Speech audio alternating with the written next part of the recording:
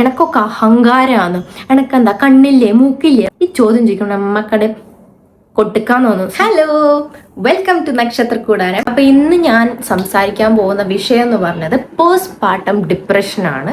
Post പാർട്ടത്തിനെ പറ്റി ഞാൻ പറയാൻ കാരണം വെച്ചാൽ ഒരുപാട് പേര് പോസ്റ്റ് പാർട്ടം ഡിപ്രഷൻ എങ്ങനെയാണ് ഞാൻ മിറ്റിഗേറ്റ് ചെയ്തത്, ചേച്ചി എങ്ങനെയാണ് മിറ്റിഗേറ്റ് ചെയ്തതെന്ന് ഒരുപാട് പേര് ചോദിച്ചിരുന്നു. അപ്പൊ അതിനൊരു ആൻസർ ആയിട്ടും കൂടെ ഞാൻ പറയാമെന്ന് വിചാരിച്ചിട്ടാ. അപ്പം ഞാനെന്ന് പറയുന്ന വ്യക്തി ഇപ്പോൾ ഈ എല്ലാവരും ഈ ഡിപ്രഷൻ ക്ലീശ എന്ന് പറയുമെങ്കിലും അതെന്താന്ന് മനസ്സിലാക്കുന്നതിൻ്റെ ഇമ്പോർട്ടൻസ് എത്ര വലുതാണെന്ന് എനിക്ക് നന്നായിട്ട് അറിയാം. കാരണം ഒത്തിരി ആൾക്കാർ ഇത് പുറത്ത് പറയില്ല. ബുദ്ധിമുട്ട് മാനസികമായിട്ട് അനുഭവിക്കുന്നുണ്ടെങ്കിൽ അവരത് പറയാൻ കുറച്ചൊരു ഇൻഹിബിഷൻ അവർക്ക് ഉണ്ടാവും. അതിന് പല കാരണങ്ങളും ഉണ്ടാവും. ഫാമിലി സപ്പോർട്ട് കിട്ടുന്നുണ്ടാവില്ല മര്യാദയ്ക്ക്, അല്ലെങ്കിൽ ഫ്രണ്ട്സിൻ്റെ ആരുടെ ആയാലും പുറത്തുനിന്നൊരു സപ്പോർട്ട് കിട്ടാണ്ടാവുമ്പോൾ അവർക്കത് പറയാൻ പ്രയാസമായിരിക്കും. അതേപോലെ കുറ്റപ്പെടുത്തലോ റിഡിക്യൂൾ ചെയ്യോ പരിഹസിക്കോ എന്നൊക്കെ ഉള്ളൊരു തോന്നൽ അവർക്ക് ഉണ്ടാകുമ്പോൾ അവരത് ഷെയർ ചെയ്യാൻ കൂട്ടാക്കില്ല. അപ്പം ഞാൻ ഈ വീഡിയോയിൽ ഷെയർ ചെയ്യാൻ പോകുന്നത്, ഇപ്പം എനിക്കാണെന്ന് വെച്ചാൽ ഡിപ്രഷനെ പറ്റി പറയുകയാണെങ്കിൽ ഞാൻ 10 വർഷമായിട്ട് ഞാൻ ഡിപ്രഷൻ അനുഭവിക്കുന്ന ഒരാളാണ്. ഞാൻ അതിൽ ട്രീറ്റ്മെൻറ്റും എടുക്കുന്നുണ്ട്. അപ്പം അത് കൂടാതെ എനിക്ക് +2 സ്റ്റാർട്ട് ചെയ്ത ഡിപ്രഷനാണ്. അത് ഇന്ന് വരേക്കും അതുണ്ട്. പക്ഷെ അതിനെ നമുക്ക് കൺട്രോൾ ചെയ്യാൻ പറ്റും. കൺട്രോൾ ചെയ്യാൻ പല സ്ട്രാറ്റജീസ് ഉണ്ട്, മെഡിസിൻസ് ഉണ്ട്, എല്ലാം ഉണ്ട്. അപ്പം ഈ വീഡിയോയിൽ ഞാനൊരു മെഡിക്കൽ ആയിട്ടുള്ള ഒരു ടെക്നിക്സോ അല്ലെങ്കിൽ ടെർമിനോളജീസോ ഒന്നല്ല പറഞ്ഞു തരാൻ പോകുന്നത്. എനിക്ക് ഡിപ്രഷൻ ഉള്ള സമയത്ത് ഞാൻ ചെയ്യുന്ന ചില ടിപ്സ്, ചില ടെക്നിക്സ് എന്താണെന്ന് നിങ്ങൾക്ക് ഷെയർ ചെയ്ത് തരാൻ വേണ്ടിയില്ല. കാരണം എനിക്ക് പ്രീനേറ്റൽ ഡിപ്രഷൻ ഉണ്ടായിരുന്നു. ഓൾറെഡി ഡിപ്രഷൻ ഉള്ള ആളാണ്. പ്രീനേറ്റൽ ഡിപ്രഷനും ഉണ്ടായിരുന്നു, അതിൻ്റെ കൂടെ പോസ്റ്റ് പാർട്ടം ഡിപ്രഷനും ഉണ്ടായിരുന്നു. അപ്പം ഇതൊരു വല്ലാത്തൊരവസ്ഥയാണ് ഈ പോസ്റ്റ് പാർട്ടം എന്ന് പറഞ്ഞു കഴിഞ്ഞാൽ. കാരണം അതൊരു ഡ്യുവൽ ഫീലിംഗ് ആണ്.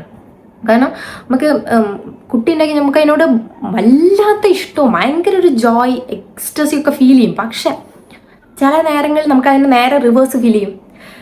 നമ്മൾ ജീവിതം തന്നെ എടുത്തു കുട്ടീനോട് വല്ലാതെ കുട്ടീനെ ഹാം ചെയ്യാനുള്ള രീതിയിലുള്ള ഒരു ടെൻഡൻസി നമ്മൾ കോൺഷ്യസ്ലി അല്ലെങ്കിലും നമുക്ക് കൺട്രോൾ ചെയ്യാൻ പറ്റാത്ത രീതിയിൽ അങ്ങനെ നമുക്ക് ഫീൽ ചെയ്യും. അപ്പം ഇത് പുറത്തു പറയാൻ നമുക്ക് പറ്റൂല. കാരണം നമ്മൾ കുട്ടീനെ ഹേർട്ട് ചെയ്യാൻ തോന്നുന്നുണ്ട്, നമ്മൾ വീട്ടുകാരെ അടുത്ത് പോയി പറഞ്ഞു കഴിഞ്ഞാൽ എന്തായിരിക്കും അവസ്ഥ നിങ്ങൾക്ക് അറിയാലോ. എന്നിട്ട് നമ്മൾ പുറത്തും അറിയില്ല, നമ്മൾ സപ്രസ് ചെയ്ത് കൊണ്ടിറന്നിട്ട് ഇതിൻ്റെ ഒരു പീക്ക് ലെവൽ കണ്ടീഷനിൽ അതിൻ്റെ ഒരു എക്സോൾട്ടിൽ എത്തുമ്പോൾ നമ്മൾ കുട്ടീനെ ഹാം ചെയ്തിട്ട് നമുക്ക് പിന്നെ ചിലർക്ക് അത് റിയലൈസ് ചെയ്യില്ല. എനിക്ക് പോസ്റ്റ് പാർട്ടം ഡിപ്രഷനാണ്, അതുകൊണ്ടാണ് എനിക്ക് എൻ്റെ ഫീലിംഗ് വരുന്നത് എന്നുള്ളത് അവർക്ക് മനസ്സിലാവില്ല. അത് മനസ്സിലാത്തപ്പോഴും ഭയങ്കര ബുദ്ധിമുട്ടാണ്.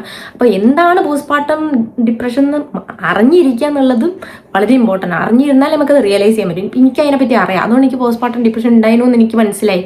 ഉണ്ടായിരുന്നപ്പോൾ ഞാൻ അതിൽ നിന്ന് പുറത്തു വരാൻ, എന്നെ കൺട്രോൾ ചെയ്യാൻ എന്തൊക്കെ ചെയ്യാം, അതിനെ ക്യൂർ ചെയ്യാൻ എന്തൊക്കെ ചെയ്യാം, ട്രീറ്റ് ചെയ്യാൻ എന്തൊക്കെ ചെയ്യാം എന്നുള്ളത് ചിന്തിച്ചിരുന്നു. എനിക്ക് ഈ പ്രീനേറ്റൽ ഡിപ്രഷൻ്റെ സമയത്ത് ഈ ഓഡിറ്ററി ഹാലൂസിനേഷൻ എനിക്കെന്താ തോന്നുന്നറിയോ, എനിക്ക് കുട്ടി ജനിക്കുമ്പോൾ ഞാൻ ചത്തു പോകുന്നതാണ് എനിക്ക് എപ്പോഴുള്ള ഫീലിംഗ്. അതിനകത്ത് ഞാൻ കുട്ടി ഉണ്ടായിക്കഴിഞ്ഞാൽ ഞാൻ മരിച്ചു പോകും, കുട്ടി എൻ്റെ കാലനായിട്ട് വരും, അങ്ങനെയൊക്കെ എനിക്ക് ചിന്തിച്ചു. അപ്പം എനിക്ക് ഓഡിറ്ററി ഹാലൂസിനേഷൻ ഉണ്ടായിരുന്നു, എനിക്ക് വിഷ്വൽ ഹാലൂസിനേഷൻ ഉണ്ടായിരുന്നു. അതായത് രാത്രി മുഴുവൻ ഞാനിങ്ങനെ കുഞ്ഞൻ്റെ നിലവിളി ഇങ്ങനെ കേൾക്കായിരുന്നു. അങ്ങനത്തെ കുറേ ബുദ്ധിമുട്ടുകൾ ഉണ്ടായിരുന്നു എനിക്ക്. അതായത് നമ്മൾ കംപ്ലീറ്റ്ലി ഷാറ്റേഡ് ആയ ഒരവസ്ഥയായിരുന്നു. അത് കഴിഞ്ഞിട്ട് പോസ്റ്റ് പാർട്ടത്തിലായിരുന്നെങ്കിൽ തന്നെ ഭയങ്കര നമുക്ക് ഉറക്കമുണ്ടാവില്ല. പിന്നെ എനിക്ക് ഇതുണ്ടായിരുന്നു, പ്രസവിച്ച് കഴിഞ്ഞാൽ എനിക്ക് ഇൻഫെക്ഷൻ ഉണ്ടായി ഒരു 105 ഡിഗ്രി പനിയും ഇങ്ങനെ ഷിവറിങ്ങും അങ്ങനെ ഭയങ്കര ട്രോമാറ്റിക്. എനിക്കിപ്പോഴും എൻ്റെ ഒരു ഡെലിവറി ആലോചിക്കുമ്പോൾ തന്നെ അപ്പോൾ ആ ഒരു ഉറക്കമില്ലായ്മയും ആ ഒരു സ്ട്രെയിനും എല്ലാം കൊണ്ട് എനിക്ക് പോസ്റ്റ് പാർട്ടം ഡിപ്രഷൻ വന്നിരുന്നു. പിന്നെ അപ്പം എനിക്ക് സ്വതവേ ഡിപ്രഷൻ ഉള്ള സമയത്ത് ഞാൻ എന്താ ചെയ്യാന്ന് നിങ്ങൾക്ക് പറഞ്ഞാൽ അതിലേക്ക് ഞാൻ വരാം. അപ്പം ആദ്യമായിട്ട് ഒരു പറയാനുള്ള ടെക്നിക്ക് എന്ന് പറഞ്ഞു കഴിഞ്ഞാൽ, നിങ്ങൾക്ക് അങ്ങനെ ഒരു വളരെ മെൻ്റലി ഡിപ്ലീറ്റഡ് ആയിട്ട് തോന്നുന്ന ഒരു സമയം വരികയാണെങ്കിൽ ഒരു പേപ്പറും ഒരു പെന്നും എടുക്കുക. ഒരു പേപ്പറും ഒരു പെന്നും എടുത്തിട്ട് എന്താണോ ഒരു പേജിൽ എന്താണോ നിങ്ങൾക്ക് പെട്ടെന്ന് മനസ്സിൽ വരുന്നത് അത് ആദ്യം വരച്ച് വെച്ചിട്ട് ഇപ്പം ഒരു എക്സാമ്പിൾ പറയാൻ, എനിക്ക് ചില ഒരു സമയത്ത് വന്നത് പെട്ടെന്നൊരു ഡെവിളിൻ്റെ ഒരു രൂപ വന്നത്. അതിനിപ്പോൾ ഒരു കറക്റ്റായിട്ടൊരു ഫിഗറും ഫോമോ ഒന്നും ഉണ്ടാവില്ല. നമ്മൾ ഇരുന്ന് ആലോചിച്ച് വരയ്ക്കുമ്പോഴല്ലേ അങ്ങനെ വരുള്ളൂ. പെട്ടെന്ന് എന്തോ ഇമേജാണ് വരുന്നത് വെച്ചാൽ അത് വരച്ചേക്കുക. എന്നിട്ട് ആ ഒരു പിക്ചർ നമ്മൾ അനലൈസ് ചെയ്യുക, കണക്ട് ചെയ്യാൻ നോക്കുക. അതായത് എന്തുകൊണ്ടാണ് ഈ ഒരു ചിത്രം ഞാൻ വരയ്ക്കാനുള്ള കാരണം, എന്താണ് എൻ്റെ മനസ്സിൽ, അത് അനലൈസ് ചെയ്തിട്ട് ആ പിക്ചറിൽ ഫോക്കസ് ചെയ്തിട്ട് നമ്മുടെ മൈൻഡും ആ പിക്ചറുമായിട്ട് കണക്ട് ചെയ്യാൻ നോക്കുക. അത് കഴിഞ്ഞിട്ട് അടുത്ത പേജ് എടുത്തിട്ട് നമ്മൾ എന്താണോ മനസ്സിലേക്ക് അടുത്തതായിട്ട് വരുന്ന ഒരു പാറ്റേൺ പാറ്റേൺ എന്താ വെച്ചാൽ അത് വരയ്ക്കുക. ആ പാറ്റേൺ തന്നെ റിപ്പീറ്റ് ആയിട്ട് കണ്ടിന്യൂസ് ആയിട്ട് ഒരേ പാറ്റേൺ തന്നെ വരയ്ക്കുക. അപ്പോൾ ഒരു പേജ് ഫുൾ അത് വരയ്ക്കുക. കാരണം ഒരേ പാറ്റേൺ വരയ്ക്കുമ്പോൾ എന്താ വെച്ചാൽ നമ്മുടെ ബ്രെയിൻ അതായത് കുറച്ചുകൂടി ഒരു ഓർഗനൈസ്ഡ് ലെവലിലേക്ക് പോകും. കുറച്ചുകൂടി ഓർഗനൈസ്ഡ് ആയിട്ട് നമുക്ക് ഫീൽ ചെയ്യും.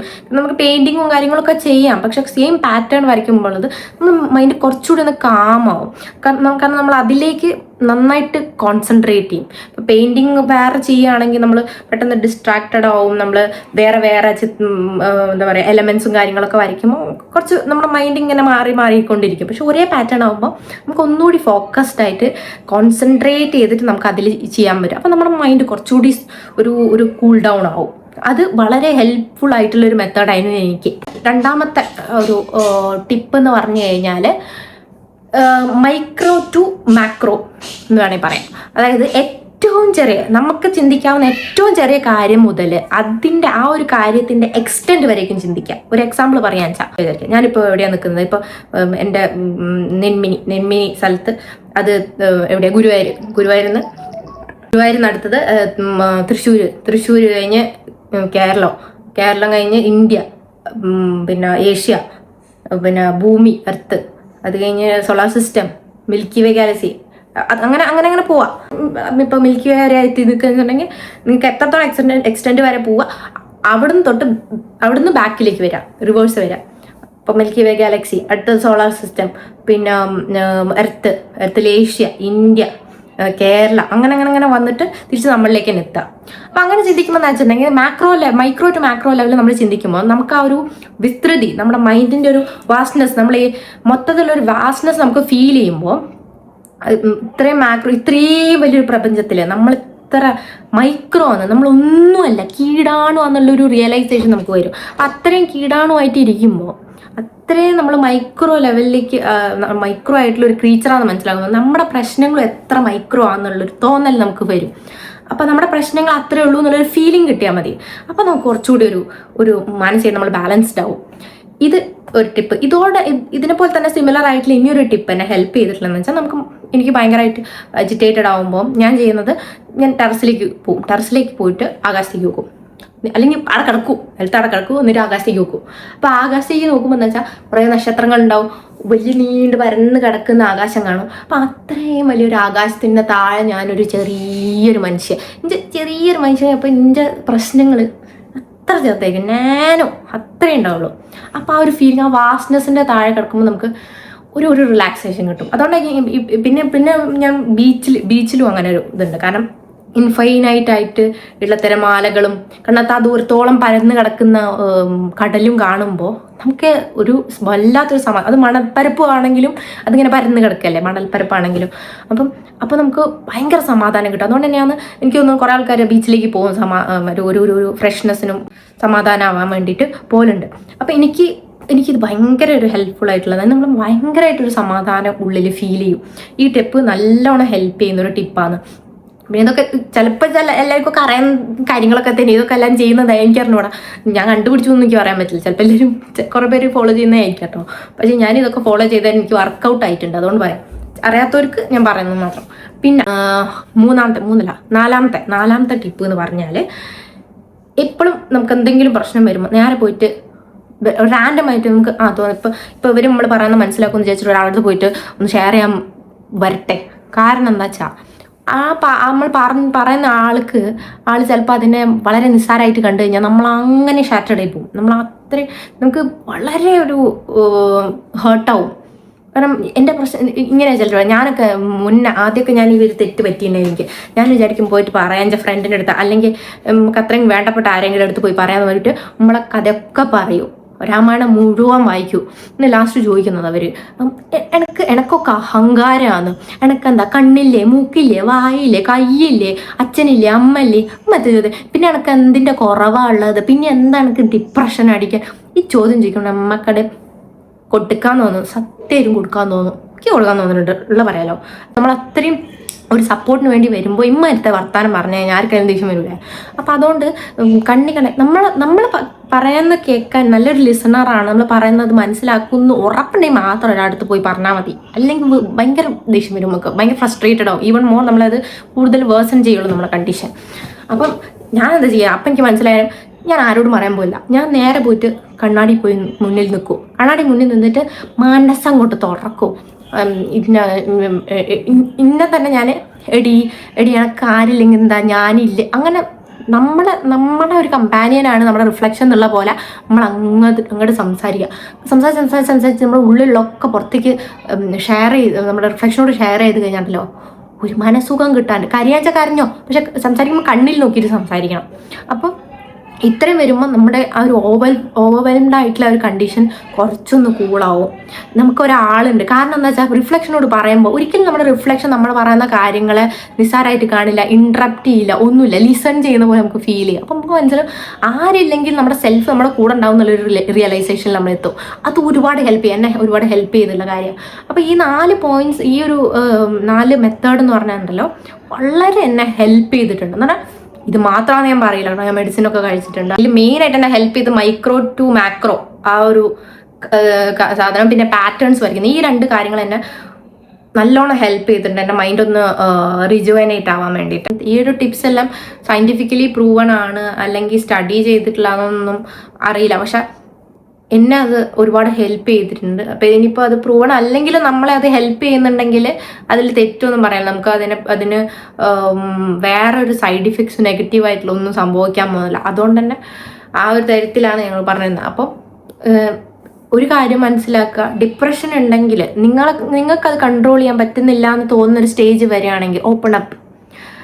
ആരോടെങ്കിലും അതായത് നിങ്ങളിപ്പം എല്ലാം ഷെയർ ചെയ്യണമെന്നില്ലെങ്കിൽ കൂടെ നിങ്ങൾ ഒരാളോട് പോയി പറയാം എനിക്ക് ഐ നീഡ് സപ്പോർട്ട് എന്ന് പറയുക, ഒരു ഡോക്ടറെ അടുത്ത് പോവുക, കാണിക്കുക, മെഡിസിൻസ് പ്രിസ്ക്രൈബ് ചെയ്യാന്ന് കറക്റ്റായിട്ട് കഴിക്കാൻ നോക്കുക. അത് കഴിച്ചുകൊണ്ട് ഒന്നും സംഭവിക്കാനൊന്നും പോകുന്നില്ല. മെഡിസിൻ ഡോക്ടർ ആവശ്യപ്പെടുകയാണെങ്കിൽ പ്രിസ്ക്രൈബ് ചെയ്യുകയാണെങ്കിൽ നിങ്ങളത് കഴിച്ചിട്ട് തന്നെയാണ്, അല്ലെങ്കിൽ മാറില്ല. കാരണം എനിക്ക് റിലാപ്സ് വരുമ്പോൾ ഞാൻ പരമാവധി കഴിക്കില്ല. കാരണം എന്താ വെച്ചാൽ എനിക്ക് മെഡിസിൻസ് യൂഷ്വലി കഴിക്കുന്ന ഇഷ്ടമല്ലാത്തതുകൊണ്ട് ഞാൻ ചിലപ്പോൾ അവോയ്ഡ് ചെയ്യും. പക്ഷെ അവോയ്ഡ് ചെയ്യുമ്പോൾ നമ്മൾ എന്തിനാണ് ആ പെയിൻ ഇങ്ങനെ ക്യാരി ചെയ്യുന്നത്? അപ്പോൾ ഇതത്ര എനിക്ക് പറയാനുള്ളത്. അപ്പോൾ എല്ലാവരും സമാധാനമായിട്ടിരിക്കുക. പിന്നെ ഏതൊരു ഫേസും അത് ടെമ്പററി ആണെന്ന് വിശ്വസിക്കുക. ഇപ്പം ഞാൻ ഹാപ്പി ആയിട്ട് തന്നെ ജീവിക്കണം. എനിക്ക് ഡിപ്രഷൻ ഉണ്ടെങ്കിലും ഞാൻ അത് ഒരു പരിധി വരെ ഇത് കൺട്രോൾ നമ്മൾ ട്രെയിൻഡ് ആവും. നമുക്ക് എത്ര കാലം ഡിപ്രഷൻ അനുഭവിക്കുന്ന ആളാണെങ്കിൽ ഒരു പരിധി നമുക്കത് ട്രെയിൻഡ് ആവും. അതിനെ എങ്ങനെ മിറ്റിഗേറ്റ് ചെയ്യാൻ നമ്മൾ തന്നെ ആ എക്സ്പീരിയൻസ് കൊണ്ട് നമ്മൾ തന്നെ പഠിച്ചെടുക്കും. അതുകൊണ്ട് ഒരു വിധത്തിലൊക്കെ നമുക്കത് കോപ്പപ്പ് ചെയ്യാൻ സാധിക്കും. പിന്നെ നമ്മൾ ഡേ ബൈ ഡേ സ്ട്രോങ്ങർ ആയിട്ട് വരും. കാരണം ഇത്രയൊക്കെ ഞാൻ സഹിച്ചിതൊക്കെ കടന്നു വന്നതില്ലേ, ഇനി എന്ത് സംഭവിച്ചാലും നമുക്കത് സോൾവ് ചെയ്യാന്നുള്ളൊരു ആറ്റിറ്റ്യൂഡിലേക്ക് നമ്മൾ വരും കേട്ടോ. പിന്നെ അങ്ങനെ അത്ര ഒരു ഡിപ്രഷൻ അല്ലാത്ത ഒരാളും ഇന്നത്തെ കാലത്തുണ്ടാവില്ല. കാരണം ഒരുപാട് പ്രഷറല്ലേ. ഇപ്പോൾ പ്രത്യേകിച്ച് സ്ത്രീകളാണെങ്കിലും നമ്മളിപ്പം എല്ലാ കാര്യം നോക്കും, പിന്നെ അതിൻ്റെ കൂടെ ജോലിയുണ്ട്, അപ്പം എല്ലാം കൂടെ നമ്മൾ വല്ലാതെ ലോഡഡ് ആണ്. അപ്പം സ്വാഭാവികമായിട്ടും നമുക്ക് ഡിപ്രഷൻ വരും. അതൊരു തെറ്റൊന്നുമല്ല. കുറച്ച് യൂഷ്വൽ ആയിട്ടുള്ള കാര്യങ്ങൾ, നിങ്ങൾക്ക് പ്ലസൻ്റ് ആയിട്ട് ഇരിക്കാൻ പറ്റും, നിങ്ങൾക്ക് ഇഷ്ടമുള്ള പാട്ട് കേൾക്കാം, കോമഡി ആയിട്ടുള്ള കാര്യങ്ങൾ കാണാം. പിന്നെ എനിക്ക് വളരെ വിയേർഡ് ആയിട്ടുള്ളൊരു സിറ്റുവേഷൻ ആയിരുന്നു.